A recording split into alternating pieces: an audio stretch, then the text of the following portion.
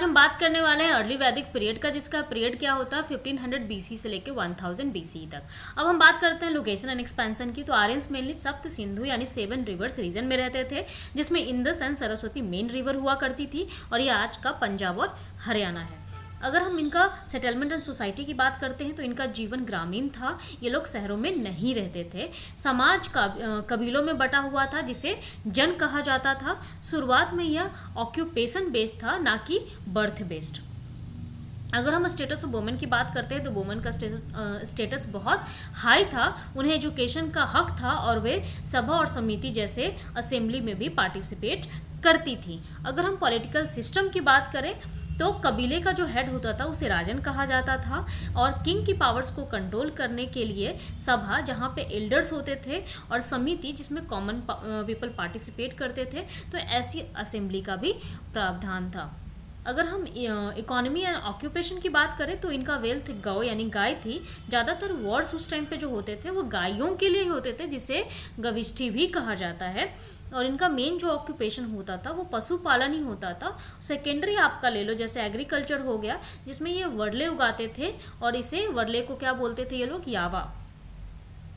अगर हम वॉरफेयर की बात करें तो आर्यंस के पास चैरियट्स हुआ करते थे, हॉर्सेस हुआ करते थे, जो उनको एक दूसरे से ताकतवर बनाते थे। अगर हम रिलीजन की बात करें तो ये नेचर की पूजा करते थे, और उस टाइम पे सबसे फेमस गॉड कौन थे, इंद्रदेव थे, जिन्हें God of rain and water भी कहा जाता है। बाद में आते हैं अग्नि एंड वरुणा।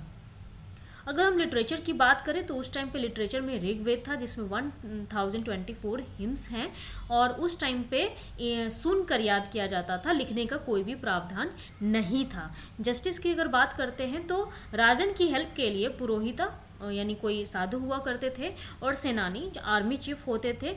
कोई रिटन लॉ उस टाइम पे नहीं था। लाइफ स्टाइल एंड फूड की अगर हम बात करते हैं तो दूध हो गया, घी, दही और वरले इनका मेन फूड था।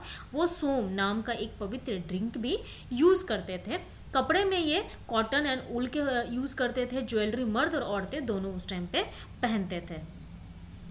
इनका ऐसा मानना था कि लाइफ आफ्टर डेथ कुछ नहीं होता है, जैसे स्वर्ग और नर्क जैसा कोई भी कॉन्सेप्ट नहीं है ऋग्वेद में, लेकिन ये अपने एंसेस्टर्स की क्या करते थे, इज्जत करते थे।